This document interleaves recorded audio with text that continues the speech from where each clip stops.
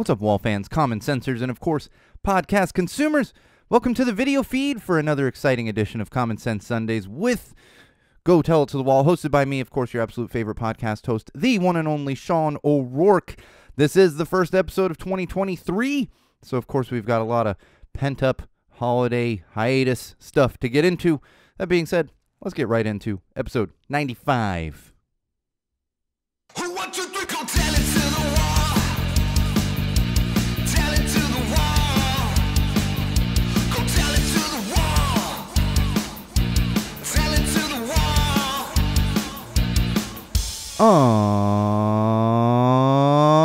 All right, wall fans, common sensors, podcast consumers.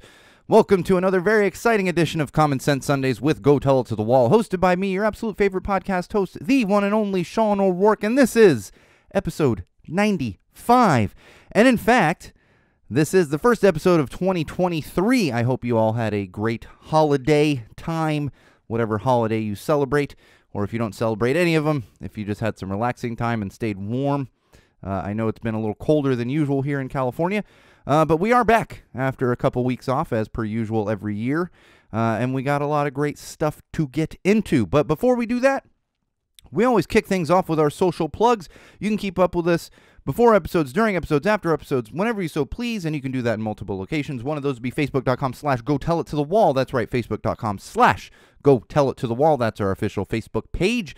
You can also find us on YouTube, of course, youtube.com/GoTellItToTheWall. Again, youtube.com/GoTellItToTheWall. Make sure you subscribe to our channel, especially if you are a regular YouTube user.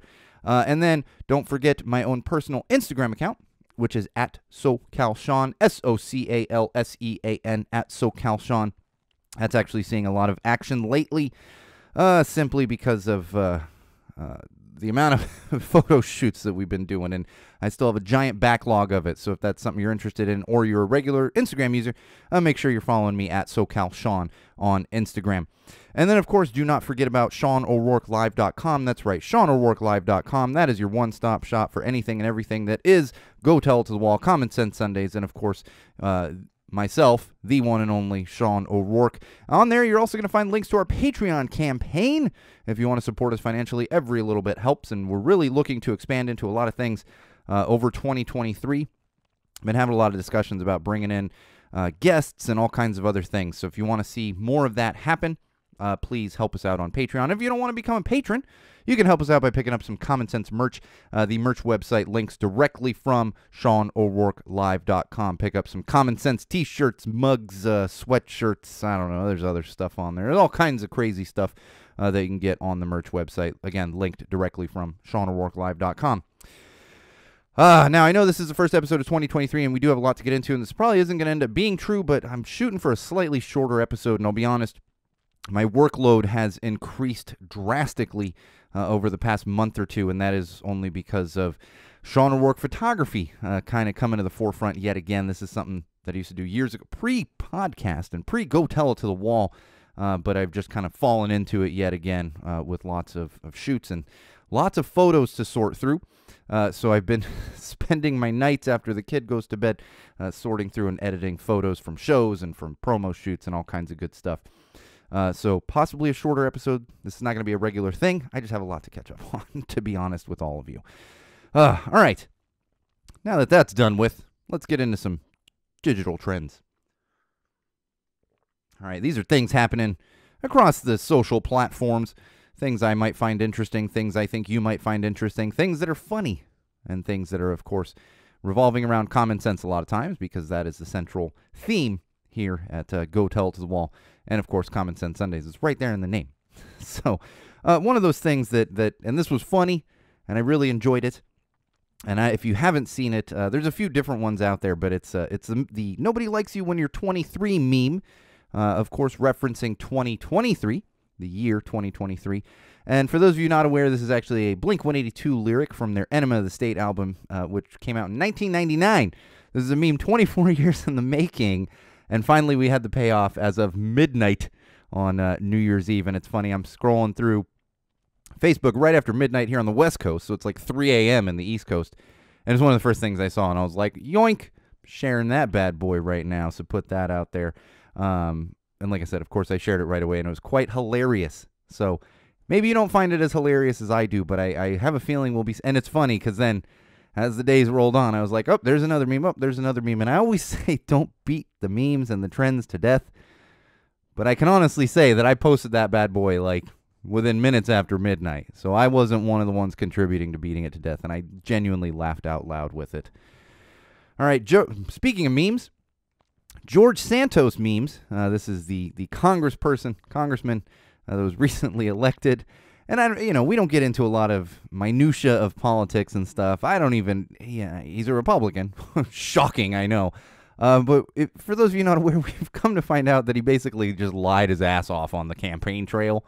And the memes that are coming out of this, of course, because they just started the 118th Congress, new Congress people sworn in, and I'm not even going to get into the Speaker of the House crap. It's been a circus out there in Washington, but one of the things I have thoroughly been enjoying are the George Santos memes. Most of them revolving around him just being a blatant liar. I've seen one where he's like leaning over toward Marge, MTG, and it just says, "Hey, I'm Tom Brady." Like, it seems so ridiculous, but those are the kinds of lies he was telling.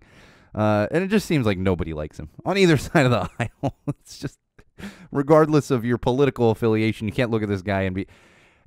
And you know what? At this point, who knows? I said, of course, he's a Republican, but who knows what the line is? Because we thought there were certain lines years ago, and now we just kind of go way past those lines. So I don't know. Maybe he'll get embraced by his constituents for being a Republican liar. I don't know. But the memes, those I can say are quite hilarious. And all you got to do is go. You probably don't even have to search anything. There's probably somebody in your social platform orbit that has been sharing these things. So easy for you to find that good old comedy there on the digital platforms. And this one, I'm just gonna tell you what was trending, because I know we probably have the majority of our fans do know what it means. But recently, butthole surfers was trending across the social platforms, especially on Twitter. And for those of you that aren't aware, let me take it back a little bit. This isn't just a random thing. It's actually a band name. It is a band from the 90s that was moderately popular.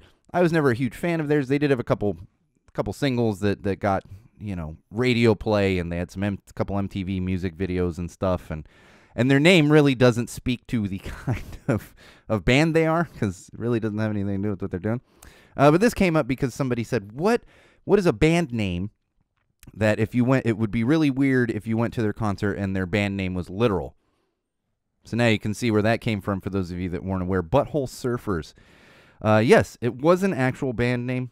This is probably the winner on weird things that are literal with a band name. You see weird things.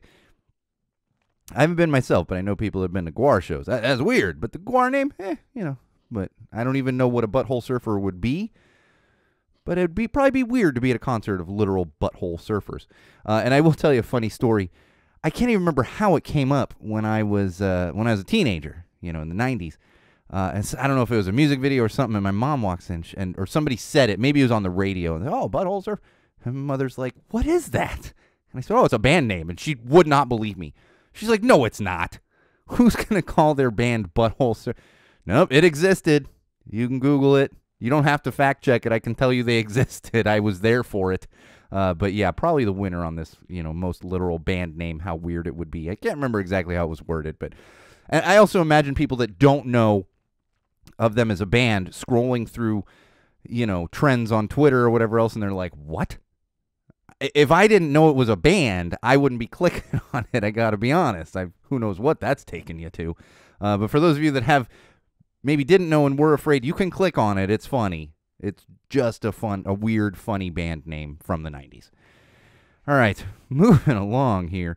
This AI art, I know I've talked about it a little bit, and artists are freaking out, and I get it. You have every right to freak out, especially with your art being generated, like pulled into this AI generating stuff. I feel for you as a semi-professional photographer who went to film school and did a lot of focus on photography, and who watches my pictures get shared across social platforms without any credit given. I get it. It's frustrating. And I don't. We've talked about that. I don't want to get into it. But what I will say, and that's why it's here in Digital Trends, because it's all over the fucking social platforms. A lot of it's just getting creepy, ridiculously creepy. And in fact, one of them kind of was really irritating. And someone like Burning Man in the 1960s or 70s or something, and AI generated art. And it's for those of you that aren't aware, Burning Man didn't exist then. Just it didn't. And it was creepy. And there's a bunch of stuff like this. They're putting in adjectives and everything else. And it's like, you know what? I don't need to be seeing this all the time when I'm scrolling through. You want to pay $8 to $10 or whatever and, have a funky portrait of your, fine. But stop with all the other stuff. Honestly, I'm about to start blocking people because I don't need to see this creepy ass AI art that just clearly has no soul to it. If you can, that's the thing too. You can see the AI art right away. And it's not even like wait, is it actually Burning Man? Oh, no, it's not, because I know it's... No, you look at it and you're like, well, those aren't pictures from Burning Man. I don't care what year it says. Let's knock it off with the creepy AI art. Jesus Christ. I'm going to start blocking people, man.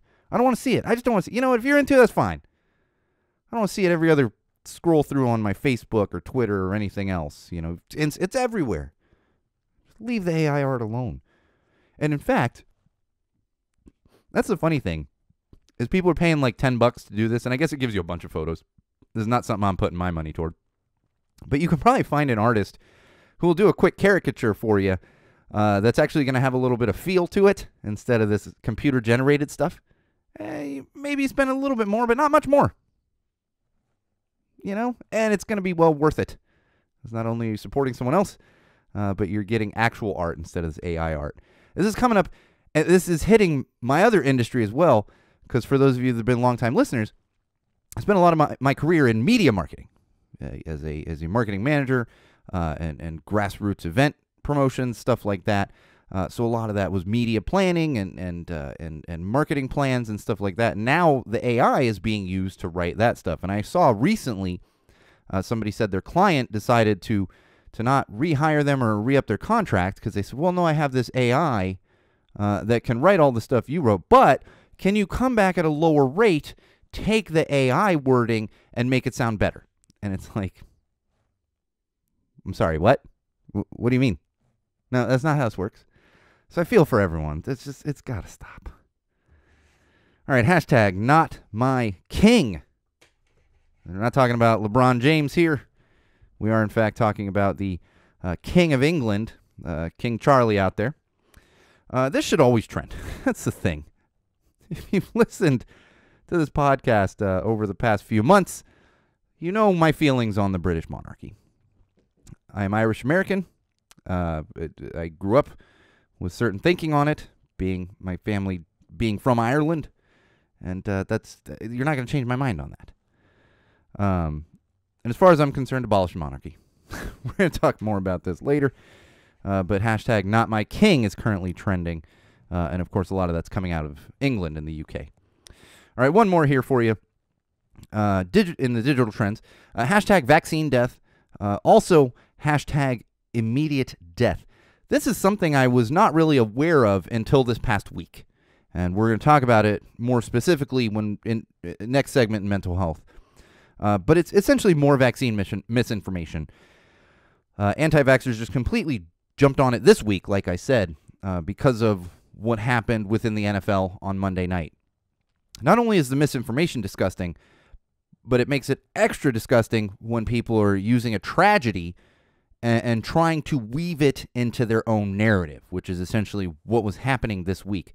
I'd never even seen these hashtags, but apparently influential people on these platforms have been using it, one of them being Dr. Drew. If maybe you looked up to Dr. Drew in the 90s when there was Loveline and stuff, and if you're not aware of how he is now, I encourage you to do a little Googling on that, because you shouldn't be listening to anything that son of a bitch has to say. But these are the people leading the charge of misinformation on vaccines, and at the same time, co-opting a tragedy to fit their narrative. And there's just no excuse for either one of those things, as far as I'm concerned. So that's going to move us right into mental health, which is, I want to talk about this, and we are getting a little bit of sports here, but even for those of you that are not sports fans, you probably heard about this. In fact, I had multiple people I know that do not really pay attention to sports or watch sports had said to me, whoa, did you see what happened on Monday night? And for those of you, the few of you that are not aware, a football game was happening almost a week ago, Monday night. Could be a week ago, depending if you're listening to this the day after we're recording and posting.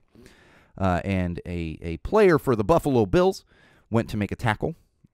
He happened to get hit. And that's the thing, as someone who has watched football for a long time, really since I was a kid, and I'm not a religious, I watch it when it's on TV. It's a fun thing to have on during the season, and I just enjoy the semantics and the genuine reality television of it compared to what we call reality television. And watching it myself, I said, that's just a routine tackle, and he tackles a guy, stands up, and then literally just, boom, straight on his back. In fact, I was at a kid's birthday party yesterday, and we're talking about it there. And he said, that was a scary thing. He's like, that looked like nothing until the guy just collapsed. When, of course, we find out that he actually had a heart problem, and I'm not a doctor. I'm simply relaying what I've heard from experts, and it essentially stopped his heart because it was a hit at the exact right moment where something like this can actually occur. The guy was revived twice on the field with CPR and an AED. For those of you not familiar with AED, it's oh my gosh, it's a defibrillator. It's a alternative external defibrillator. It's something. It's like a portable defibrillator. Years ago, when I was on the crisis management team during my time at Disney, I actually had to learn how to use one. I don't think I could do it. We're talking almost 20 years ago, but I'm aware of what they are. And so here's the thing, and that's why I want to talk about it from a mental health standpoint. There's certain things you're used to seeing as a sports fan. And I think this is why it reached far beyond football fans, sports fans, people that watch these things, people that are used to it. We've seen ambulances on a field. We've been worried that a guy might lose the use of their legs. I remember saying, and I'm having a discussion on one of my Bambino Discord group, and we're going back and forth on it. Everyone's like, are you seeing this? It's crazy. And I'm texting with a couple friends. I was like, I've never, ever, and we're not seeing it because the TVs aren't showing it, but you can hear from Twitter and from people that are seeing reports, they're administering CPR. And I just said to so many people, I was like, I've never, ever seen this in all my years of watching professional and collegiate sports. I've never seen anything like this. We've had stories of it. For those of you that are of a certain age, and I apologize, I'm blanking on the basketball player's name. And it's happened in high school where someone will have a heart problem. But this is national TV in front of 70,000 people. And I think the kicker, and this is why I bring it up from a mental health standpoint on this, was you're seeing these giants of men, these football players, professional athletes. Their bodies are like Ferraris, and this is what they do. They're used to going out there and smashing into each other, and they're fine-tuned athletes. And the coverage we were getting during this, they didn't, they cut away to commercials and stuff. You see these men crying, losing it, trying to comfort one another. And at one point, the Buffalo Bills team surrounding their player who is literally being, their teammate, who is literally being revived on the field. And in fact, one of my friends said, we're all feeling this. The young man, DeMar Hamlin, his family is feeling it above all. But then his teammates, they're feeling it. Then you're talking 60 to 70,000 people in the stands. And the reports from the stadium were it was silent. Nobody knew what to do. It was silent. And then everybody watching on TV and realizing what's happening. And like I said, people that don't even watch sports concerned that a player might have died playing a game in front of all these people on national television. And again, I don't want to diminish that these things happen, but they happen at practice. They happen afterward. You're not actually seeing it on the field. And there was something about that really reverberated with everyone from a mental standpoint. My eyes were glued on the TV and my phone, going from one to the other for the rest of that evening and then all the next morning. And like I said, seeing these professional football players break down It's not something you regularly see at a game. Maybe at a funeral or something. I'm not saying they're emotionless, but they're trained to go out there and play this game at a professional level. And it got to such a point that they called off the game. They didn't even want to replay the game because of the mental anguish that could cause to the players and even to the fans. And then on top of that, witnessing the CPR and the reviving, we've heard from multiple doctors over the past less than a week how that can affect people. That's not something you see regularly. Maybe you see a report of it on TV, or something like that. We've all seen these videos with police brutality. But when you're there, when these players are there and they're witnessing it, it changes you.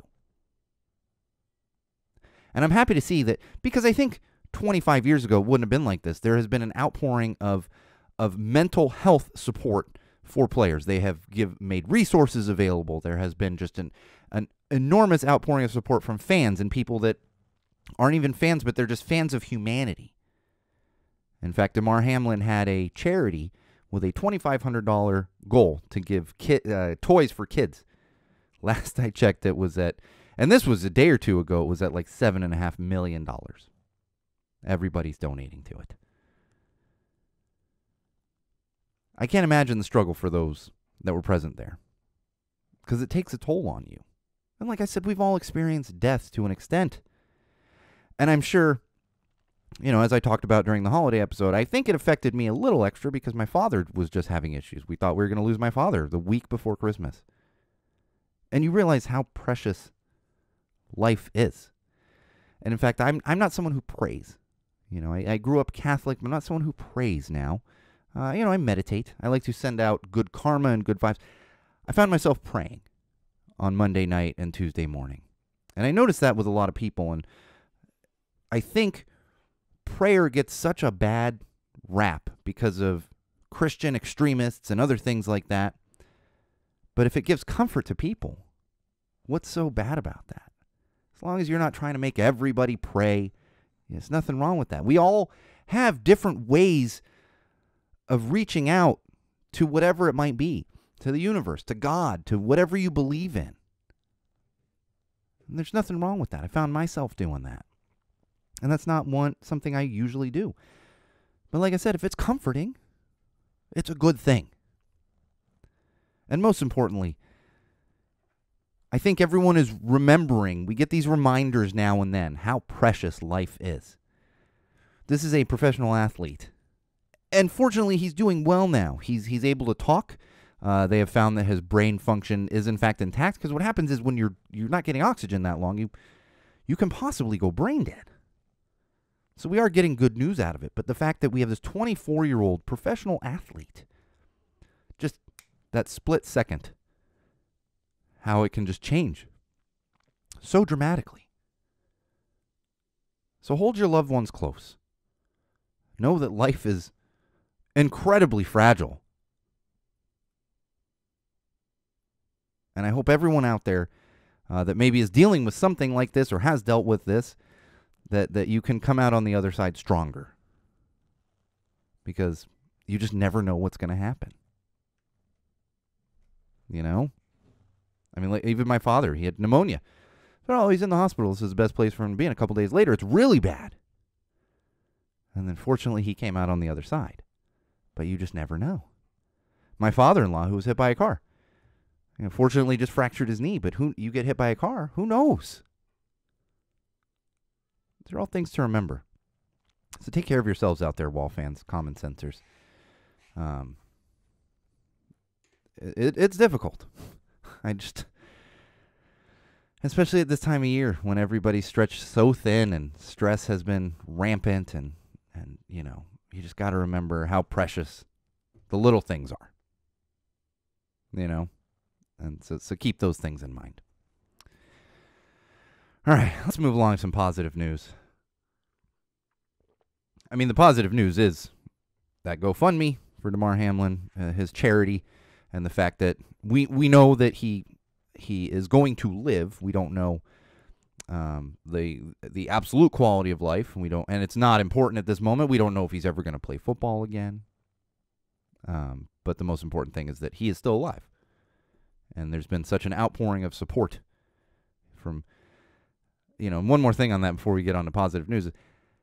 These guys like I said, they smash into each other. And you're like, well, you think, and I think this is something I had to remind myself about. These guys crying on the sideline. Sometimes they see their teammates during the season more than they see their own family. So there's such a bond and a closeness on a team and then within that league. And depending on whatever you do in life, and I thought to myself about being in the scene and how many friends I have, and we go to shows and we jump around and we run into each other, and we everyone's a family. So if somebody goes down in that situation, you're going to be devastated. And that's how it is for these athletes, and whatever it is. Maybe you're not going to shows, maybe, your club or whatever it is you do. Think about it from that perspective. But I do have some other positive news that I want to talk about because this was so cool. There's a primary teacher in Melbourne, Australia. And what she did was she had a class of 22 students. She had them all draw a monster, a finger quote, but like a fun monster, not a raw, scary monster. Like a fun monster. Draw a monster. 22 kids. They all draw these monsters, colorful monsters. She then takes those pictures they've drawn, takes them home, and hand sews stuffed versions of all of their monsters for all 22 of those kids. And the interesting thing about this is, and they're all 6-year-old kids, so primary school. I'm going to guess like kindergarten. It's a different country. Don't quote me on exactly. They're 6-year-old kids. And apparently she's been doing this for years. And it's just now getting into the news. And she's doing it so selflessly that she just wanted to remain anonymous. Now, I'm sure people did some digging. You look up primary teachers. But she wasn't interested in getting recognition for this. This is just something she thought was fantastic for her kids. And also, from what I've read, this is a fantastic thing for child development at that age. For them to draw something and then see it kind of come to life. So it's more than just these cool-looking monster stuffed animals that look exactly like their drawings. I saw a couple of them. I was like, oh, my God. They're just like the drawings. So on top of that, it's really helpful to their mental and educational development as 6-year-olds. So hats off to this primary teacher in Melbourne. We need more and more people like this. Teachers, I don't know about around the world, but in this country, goddamn, teachers are underrated. We give our kids to them, and then we don't give them enough money, and we give them a hard time about silly things. And it's like they're molding your children. They get paid, but they don't get paid well to do this. So a lot of it, and on top of that, this teacher, she's doing it on her own time. She's not getting paid for the time to do this. So hats off to her, and I hope, especially moving into 2023, that we see more and more of this kind of caring, whether it's kids or whoever it is, just for your fellow man. We need more and more of it. And that's going to lead us right into some parenting news. That's right. I don't have a lot this week, but I got a couple things. So it is Sunday, January 8th, 2023. And unlike when I was a kid, kids here in Los Angeles get 3 weeks off for school, which is good and bad. I don't mind having some extra time with my kid. The bad part is it's not as long as summer, but you fall out of routine. So what's going to happen tomorrow? And it's been play dates all throughout these 3 weeks. In fact, my kid and my wife were out at a play date today, hanging out with one of her, each of them. They're both having a play date. It was another mom and her kid, and the moms are friends, the kids are friends, and so they had fun. And it's good to keep them busy, but what happens is you get home later, everything else, and they have that challenge of going back to school. My kid has not been going to bed on time for the past 3 weeks. She has not been getting up early. She's sleeping in. My kid is a bit of a sleeper. She's not one of these kids that's up at 6 a.m. It's tough to get her out of bed for school in the morning. So she's been sleeping in, of course, with the exception of Christmas morning. Yeah, she's up early on Christmas morning. She's running in the room. Okay. Please give me the coffee and the ice cream, please. But it's going to be a challenge. Not looking forward to, and it's probably going to take a full week to actually get back in routine. And I know other parents out there can relate on this, and it's a common thing you got to deal with, but 3 weeks is a long time. They get completely out of their, it's not like a week for spring break. You can kind of keep them, and then I swear every summer and spring and winter break and stuff, it's like, okay, no, we're going to start moving. Nope. No, she was not up early this morning either. So that'll be fun this week. Some other fun we had during the winter break, though. I think I mentioned this on the holiday episode. Bought a bunch of Legos for me, my wife, and my kid. My kid got a ton of Legos. She even had Legos left over, like Lego sets from her birthday. So we spent the few days after Christmas building Lego sets. And we've been doing this for a while, but previously, my kid was kind of like, you just do it. I'm like, okay, well, here, look, this is going here and blah. She finally hit the point where she's building, and I can say, like, look, here's where the blocks are, and here's where you put them. And she's like, okay. Did a bunch of building on her own, which is absolutely fantastic for me because I'm a fan myself. I loved Legos as a kid. They've definitely gotten much more complex since I was a kid, but it's been a blast because it takes me back to being younger and building Legos myself, and then being able to share that with my kid at home. And I know other parents can relate, and if you're not a parent, know that there is something special about having your kid get into something that you enjoyed as a kid or still enjoy. My kid very much likes ska music. I'm always like, yes, let's go. She got a Dolly Tots t-shirt for Christmas. That's, she loves the Dolly Rots. She got a Dolly Tots t-shirt for Christmas. So being able to share those things is just absolutely precious. And of course you got to do other things that you're maybe not into. Like there's nothing wrong with Barbies. I didn't play with a lot of Barbies, but I find myself dressing Barbies on a daily basis. So it's good to have that little mix in there. And one more thing I will mention. Wish me luck. I know I talked about my daughter's tennis lessons that she was doing. That's going to be starting back up. We had a holiday break for that. But as of next weekend, she starts playing basketball. And so wish me luck on that. I'm going to rein myself in because unlike tennis, which I think I mentioned when we talked about it, I know nothing about tennis. I know who Serena Williams is, and that's about it. I don't know a lot about tennis. And, it seems like a great sport. I don't know anything about it. Played a little basketball in my high school days, so I actually do know a little bit about it. I'm hoping not to get talked into coaching or anything like that, and because I just don't have the time for all of that extra.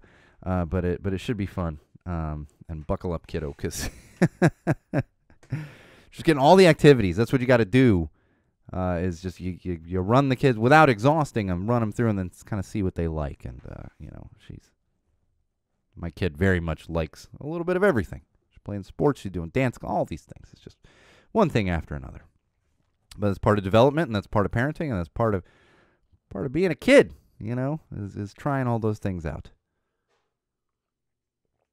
All right, let's talk some common sense. I got some stuff I want to get into on this common sense stuff. Apologies, there's probably going to be a couple F-bombs here. Now, especially if you're in the Los Angeles area, you might have seen this news the other night. And it was wild. It's the Billie Eilish burglary. And it's funny because my wife is finishing up putting my kid to bed. And I hear helicopters going outside. A helicopter, an airship. A police airship, most likely. And I'm like, holy crap, that... And I live in Highland Park.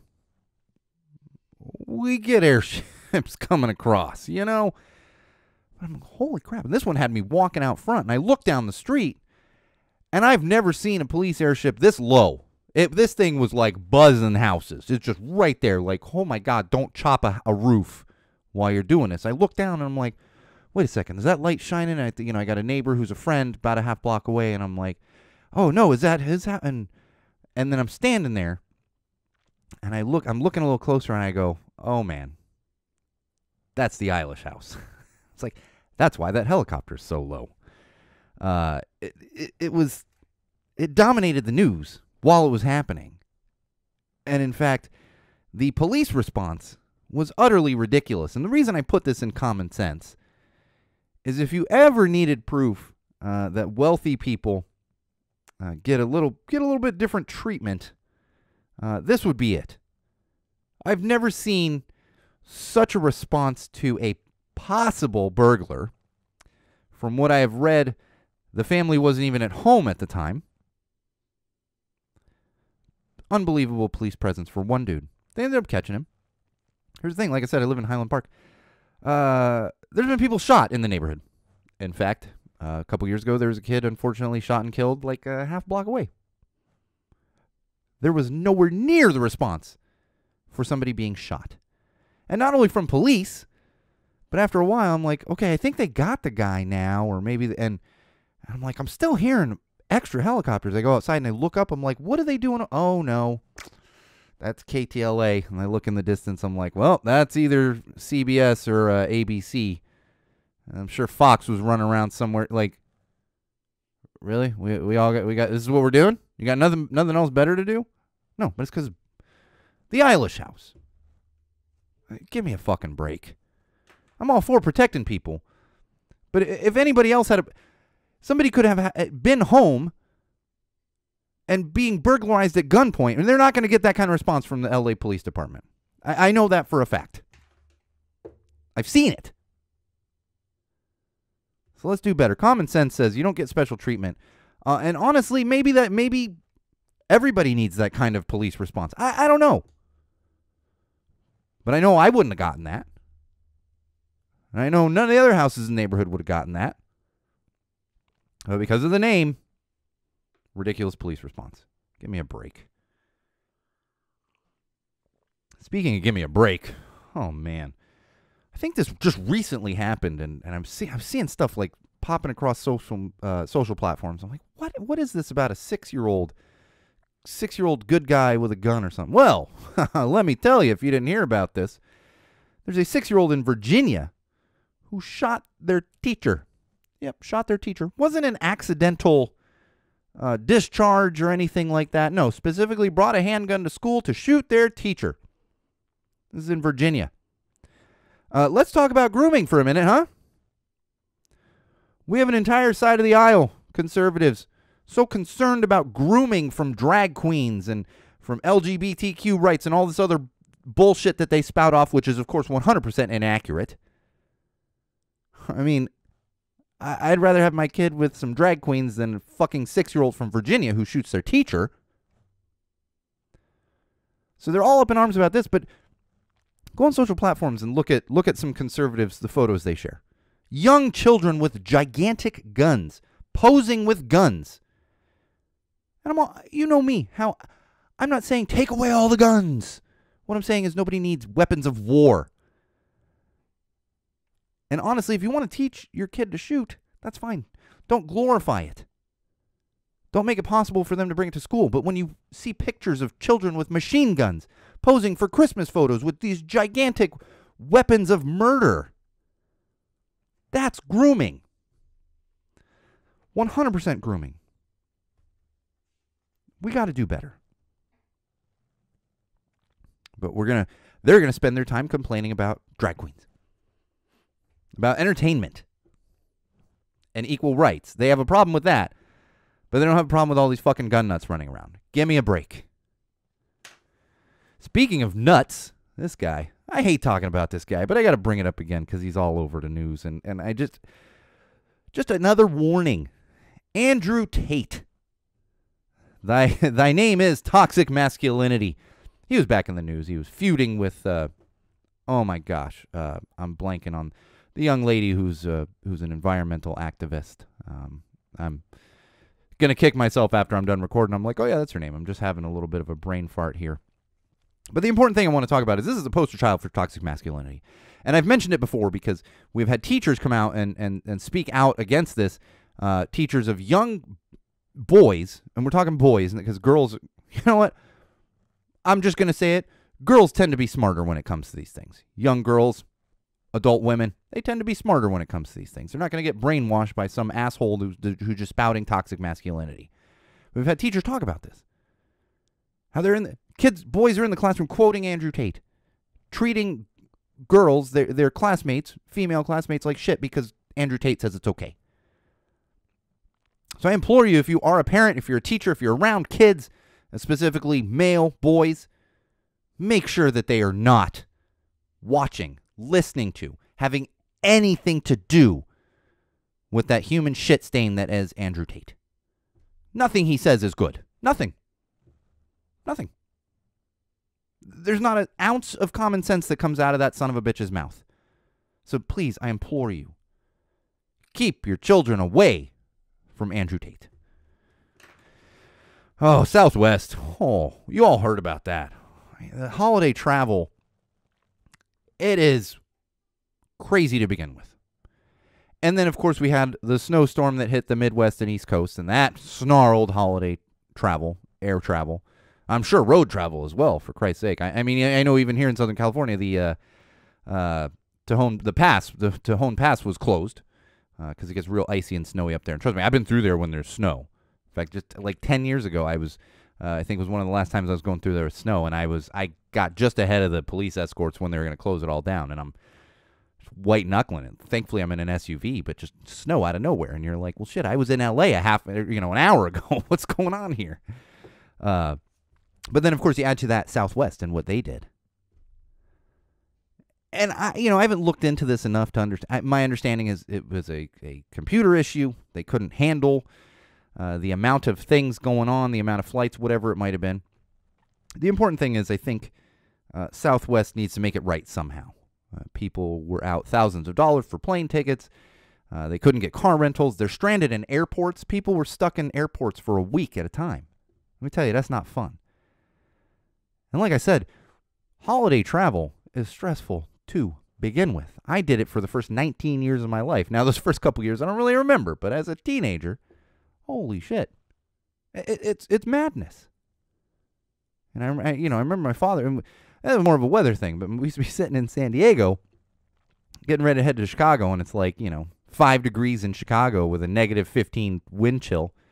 And it's like 60 degrees in San Diego. And the last few years we did it, my father just sitting in the terminal going, why are we doing this? What are we doing here? And I'm like, no, we got to go. Now I look back, I'm like, no, he was right. I've done it a couple times as an adult, too. Not fun. I can't imagine doing it with a kid. And then you add to the fact that, your airline just decided everything's canceled. Southwest needs to do something to make this right. I don't know exactly what it is, but common sense says they fucked up, and they've got to do some make good on this. Oh, Prince Harry. Like I mentioned, you know how much I like talking about the English monarchy there. Fucking colonialists. Apparently, Prince Harry has got a book coming out this week. It's an autobiography. But, of course, everyone's talking about it. And apparently there's been some feuding between him and King Charlie and his brother Bill. I'm just going to call him. I'm not even going to give their full, I'm just going to call him Bill and Charlie. I don't know what to call Harry. He's Harry. But apparently there's been some feuding. And it's all over the news. And it's like, I don't understand as a society, and not just here in the U.S., as a society, how we're so fascinated by rich white people arguing over stupid shit. That's essentially what's happening here. Why does anyone care about this? Oh, it's a bombshell of a book. Like, who cares? It's just a rich white dude who shouldn't be rich because he didn't do anything. Just born into richness. Give me a break. I'm taking money from all of the UK there. But apparently that's happening. So if you're interested in that, you're probably not listening to this podcast. Because, man. Rich white people fighting. I just don't get it. Is that why people like the Kardashians? They like rich white people fighting it out? Or all the Real Housewives? Oh, see? That's what it is. We just, for some reason, as a society, people enjoy that. I don't. Zero interest in that kind of crap. Oh, man. All right, some good news, though. Here you go. Recreational cannabis in Connecticut. I believe it became legal on the 1st. I was actually in Connecticut end of September, beginning of October. And I know there were places kind of popping up, a few here and there, that were like, oh, this is going to be recreational cannabis. It's about time that they caught up, and this is why it's in common sense. They caught up. In fact, I have talked to people from Connecticut. I'm not going to name names, but there was a lot of back and forth for a few years, because I believe Connecticut's like the 21st state. Don't quote me on but more and more states are legalizing recreational cannabis, and that's recreational. It's not even including medical cannabis in certain states. But the funny thing about Connecticut, and that's why this is common sense, there was so much back and forth, and the governor of Connecticut didn't want to legalize it. I believe it was the governor. There was a lot of pushback on it. Here's the thing with Connecticut, is I knew people there that before it was recreationally legal, which it's only been for like a week, they just drove like less than an hour to Massachusetts where it was recreationally legal. So and that's one of the things that always is fascinating to me, because I've never lived in like the Northeast where you can drive across, 4 states in less than a day. I'm in California. You got to drive, especially because I'm closer to the coast. Got to drive like 4 or 5 hours just to get to another state. And then you got more, you're not bigger states on the west side of the U.S. So it's easy to just go get it. So essentially for a couple years there, Connecticut was just missing out on tax revenue from having recreational cannabis, and they're not even keeping people that want recreational cannabis from getting it. It's like, it's right there. You just drive to okay, cool. Like, yeah. So good on them. Congratulations to everyone in Connecticut that is now going to have recreational cannabis. We've had it here for quite a long time. We're a little spoiled here in California. Shocking that we're ahead of the curve on recreational cannabis. Although California wasn't the first state. Colorado was. So, All right, we got one more thing in common sense, and we got a couple entertainment news things, and then we're going to wrap it up for episode 95. I want to talk seriously about this for a few minutes, because I understand the humor to an extent. This was something that was kind of all over the socials over the past week or so, because for those of you not aware, we had something called a bomb cyclone off the coast of California here. We got torrential rain, basically right around New Year's, and just about a little less than a week of torrential rainfall. And so what was happening is you see a lot of people from other states making fun of California and saying, oh, California can't deal with a little bit of rain. And there is the other side, and I do get this, because I am not one of these people for the most part. But people were saying, well, that's what you get California for making fun of the blizzards happening and the snow, and saying, oh, look, it's 60 degrees when it's negative 50 in Minneapolis or whatever. I get that to an extent. But the part that really it kind of pisses me off is they're like, oh, Californians, you're a bunch of wusses. You can't handle the rain and blah, blah, blah, blah, blah. It's like, no, we can handle a little bit of rain. But for those of you who aren't aware, maybe you don't live in California and you've never heard this, California itself is not built for this much rainfall. It's not like, Washington and Seattle, where they just get constant rain. They're built for it. They know how to deal with torrential rainfall. California was never built to be able to deal with that kind of rainfall. This is why we end up with flooding, rivers overflowing. On top of that, I don't know if you've ever heard this, if you live outside of California, we get some wildfires. And so what happens is that vegetation burns, and then the torrential rainfall turns into mudslides. We're simply not built to deal with it.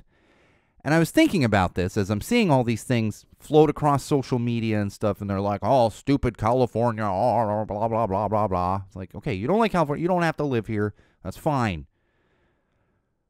But the equivalency on this would be if Texas just started having massive earthquakes. See, California is built to deal with earthquakes. A lot of other states are not built to deal with earthquakes. You say, well, Texas is ready for everything. No, you ain't. You know how many pictures I see of people with those giant longhorn things hanging over their bed? You have an earthquake, you're fucking dead. You're dead. We can't do that in California. We know not to do that in California because we deal with earthquakes. We don't regularly deal with stuff like a bomb cyclone. We don't. So think twice before you start making fun, and know that people have lost their lives because of this. It's not just, oh, we can't handle a little bit of rain. No, it's fucking flooding and mudslides. We're talking about seawalls being overwhelmed.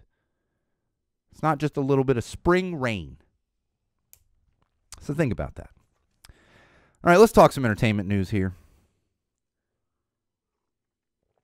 The Los Angeles Dodgers and Trevor Bauer. We talked about Trevor Bauer a couple times over, it's been a while because he was finally suspended and everything else. Well, MLB, Major League Baseball ended his suspension. Oh my gosh, like a week or two ago. And we were all kind of waiting, especially here in Los Angeles, because he was technically still part of the Dodgers organization. Fortunately, the other day they cut him. Said, nope, not going to pay you. I'm sure they had to give him some money. They cut him, said, no, just please leave the team. So good on the Dodgers for doing that. It's the only right thing to do. And the interesting thing for me is we've talked about Deshaun Watson and the Browns.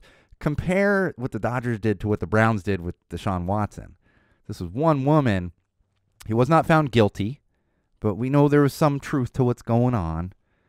And they got rid of him immediately as opposed to 25, 26 women where Deshaun Watson settled out of court and was clearly doing inappropriate things. And the Browns said, oh, yeah, no, come play quarterback for us, and we're going to make you the highest paid quarterback in the National Football League. Do better, Cleveland. Thank you, Los Angeles Dodgers. All right, so, oh my gosh, this was, over a week ago. I was, had the privilege of, and we've talked about him a little bit. I mentioned I was going to that show, the All Right. They finally got back to it. Congrats, boys, on getting back to the stage. I know this was a huge show for them. A lot of emotions running rampant. And you should be following them on all the socials to see why. You're also going to see some of my photos right now that are being shared. But they absolutely killed it. It was great to see them up there working through and getting back to it and just enjoying playing live music, which is something that's so important for musicians out there. And I know those boys had a lot of nerves getting back to it, but they absolutely lived up to the hype. And just put on a fantastic set. I shot some great photos, not to toot my own horn, but there's some that are up on Instagram, and there's a whole bunch more coming. I just did a quick edit of like 10 photos and threw those up, sent a couple extras to the boys, including those 10, and there's a bunch more coming. This is my backlog of photos that have to be done. Jen Pop actually showed up, and it's funny because I heard she was. The boys said she was coming. Either Jamie or Johnny or both of them said, "Oh yeah, she's come." She said she's coming by, and I was on stage shooting. So apparently I completely missed her. But I joked, I was like, "Okay, hopefully she's not like, hey, where are my photos from Anti-Fest?" As I'm shooting the All Right. So that's how backlogged I am. Is I did a quick edit on those, and now I got to get back to the Anti-Fest stuff. And I will say it's a great redone venue. The Airliner. I had never been there before. I actually talked to a few.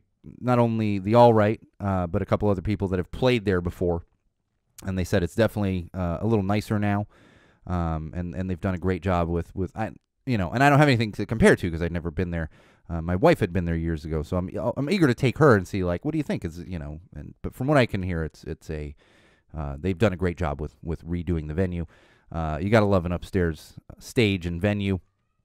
And the thing is, I felt bad for all the guys carrying gear, especially the drummers. It's like, you're lugging things up the stairs here. But outside of that, it's just an absolutely fantastic venue. And I will say, also playing that same night with the All Right was a band called This Is a Train Wreck. I'd never seen or heard of them before. They were fantastic, so I encourage you. You should already be listening to the All Right, but I'd encourage you to also check out This Is a Train Wreck. And I'll have some photos. I shot their set as well, so those will be popping up on Instagram and on Facebook and all over the place and stuff. So you'll see those popping up. But loving seeing the boys from the All Right. I think they're going to do a fantastic job. Coincidentally, I ran into them today. I'm pulling down lights, which lights should have come down yesterday. My kid had a birthday party to go to, and then of course there's a bunch of parents there that we knew, so we're hanging out, having a couple drinks, and eating pizza and stuff, and got dark. It gets dark early, so I was like, I didn't get any lights down, but we're getting more torrential rain here in Los Angeles starting tomorrow. So today I'm like, oh, geez, I'm trying to get the show ready. I'm resetting the studio and all this stuff. And on top of that, to get tangented for a second, my external monitor decided to stop working. And I'm troubleshooting the whole damn thing. And go to find out my HDMI cable, I guess, just decided to stop working. So I literally took apart my whole rig here. Not the whole rig, but close to it to troubleshoot that. But I ran into the boys. They have two places. One of them's not far from my house. And they're walking by. And they're like, hey. I'm like, oh, my God, what's going on, guys? So it was cool to see them just hanging out in the neighborhood. They've also got a new pin, brand new pin with their logo available on Bandcamp, and they hooked me up with a couple T-shirts since I shot their set, and I was gonna wear one this week, but I'll probably wear it next week. This week I am specifically wearing a Barstool Preachers hoodie. It's the Don't Die Today hoodie. And we'll talk about that in just a couple minutes. But before I get to that, I want to mention Thursday, 2:30.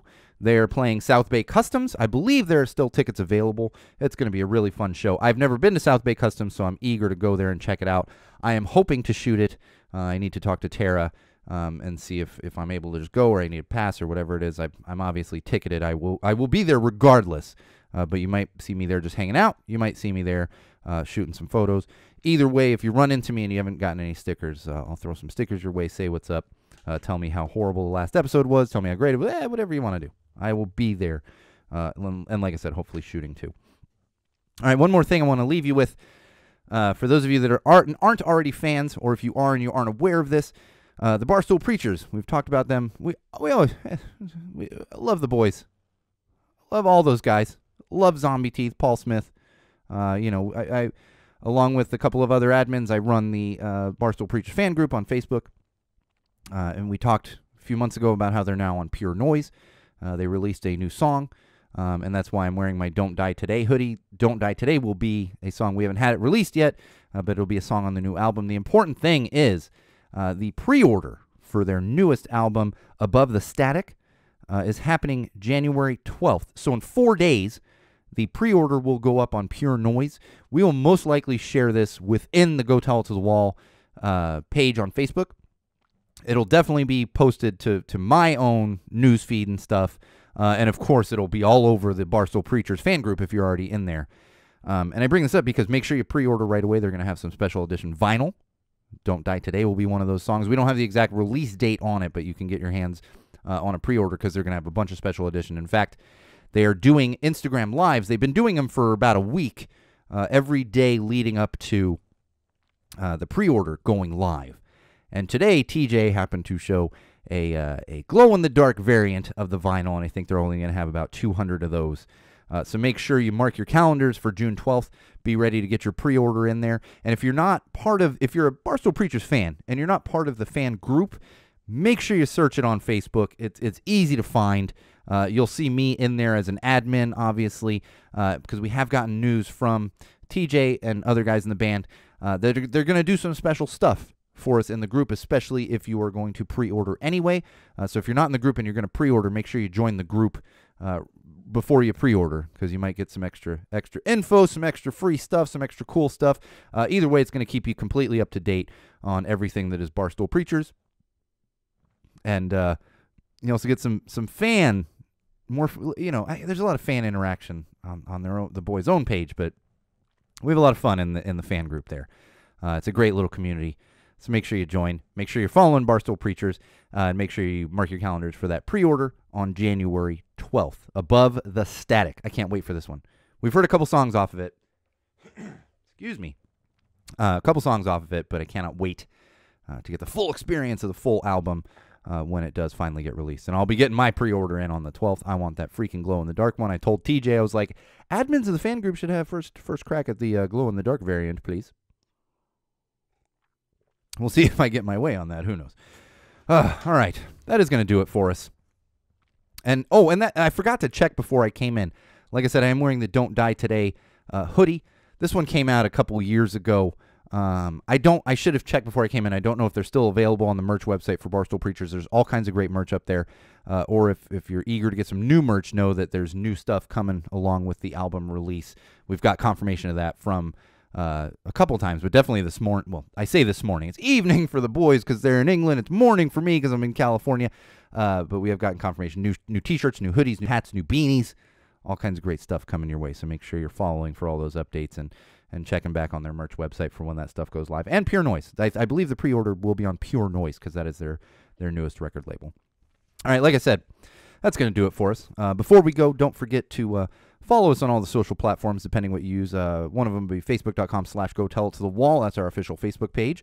Also, youtube.com/GoTellItToTheWall. Subscribe to our channel. Check out all of our videos on there. And, of course, my own personal Instagram account, which is @SoCalSean, SoCalSean, @SoCalSean. All kinds of great content going up there, and I have a backlog of content that will be going up there as well. And, of course, make sure you bookmark SeanO'RourkeLive.com, where you'll find exclusive content that's not on any of those social platforms, as well as our Patreon campaign and our official merch website. All right. Whew.